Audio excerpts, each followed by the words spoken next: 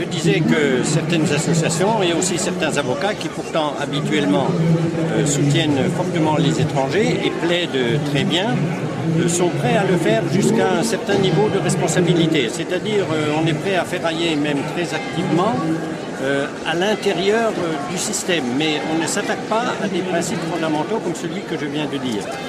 Et j'ai eu du mal aussi dans un cas précis où une personne a été mise en rétention avec sa fille âgée de 7 ans.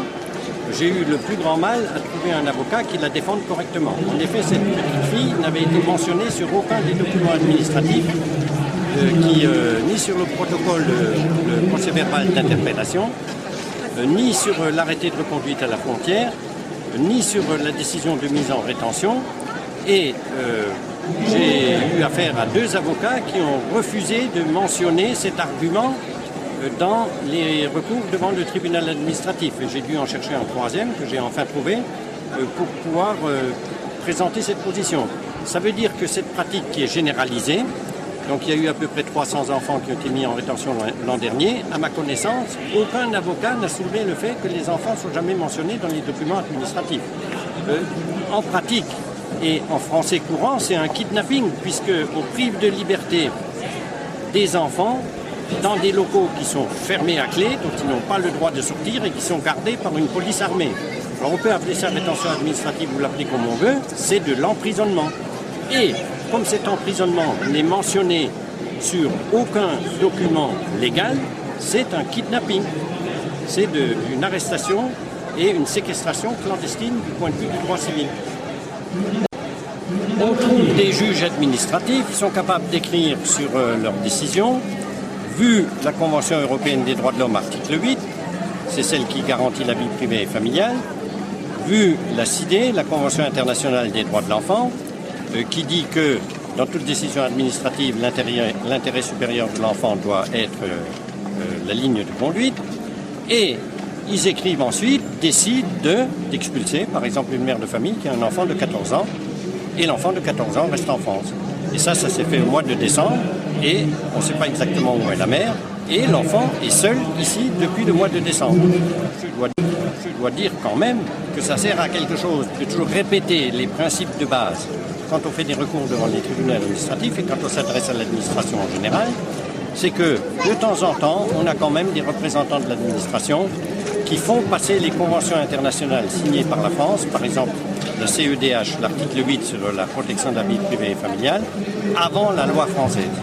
Ça m'est arrivé 2 fois, une fois au mois de mars, une fois la semaine dernière, et ça fait plaisir de voir qu'il y a quand même encore des juges qui sont capables de faire leur travail honnêtement. Mais ça devrait être la règle, et même au niveau de la préfecture, on ne devrait même pas hésiter à régulariser ces personnes-là. Et c'est dommage qu'on soit obligé de passer dans une procédure judiciaire administrative pour obtenir des droits qui sont clairement exprimés par les lois et par les conventions internationales signées par la France. Ce qu'on voit cette année, c'est qu'il y a un affinement des méthodes pour empêcher que les personnes ne passent devant les tribunaux, c'est-à-dire devant le juge des libertés et de la détention, qui vérifie si l'interpellation a été légale, et également pour empêcher les gens d'aller à temps devant les tribunaux administratifs, c'est-à-dire il y a des expulsions éclairs.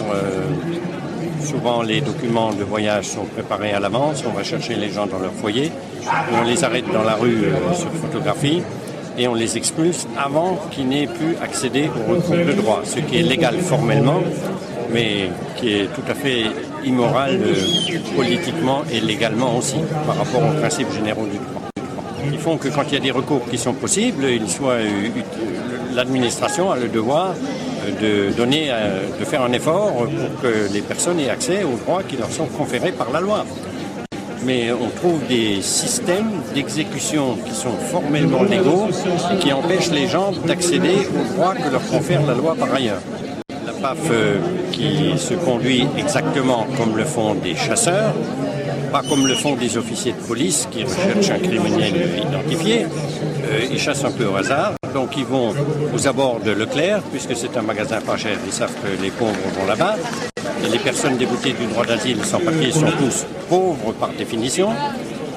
Il les arrête aux abords de l'association ADA, qui est une association de soutien aux étrangers, et surtout il les arrête aux abords de la plateforme d'accueil des demandeurs d'asile. La plateforme d'accueil des demandeurs d'asile est une association privée qui a une délégation préfectorale pour accueillir les demandeurs d'asile. Ce qui fait que la semaine dernière, il y a un jeune homme qui est venu déposer sa demande d'asile, qui était en France depuis 3 jours, qui était donc en situation parfaitement légale. Il a été arrêté à la sortie, il a été emmené au local de rétention de Saint-Louis, où il a été transféré immédiatement au centre de rétention administrative de Nîmes. C'est-à-dire qu'il est arrivé à Nîmes exactement un quart d'heure avant la fin des 48 heures de son délai de recours. Donc ça a été organisé systématiquement pour qu'il ne puisse pas faire son recours. Comme la CIMAD de Nîmes était prévenue, ils ont fait le recours en un quart d'heure. Mais c'est pour montrer que on ne sait pas exactement s'ils font exprès ou s'ils sont mal organisés, mais le résultat est le même. On chasse les victimes potentielles, même quand ils sont en situation légale, et on essaye de les expulser à tout prix, si possible d'une manière clandestine, sans qu'ils aient eu la possibilité de passer devant les tribunaux.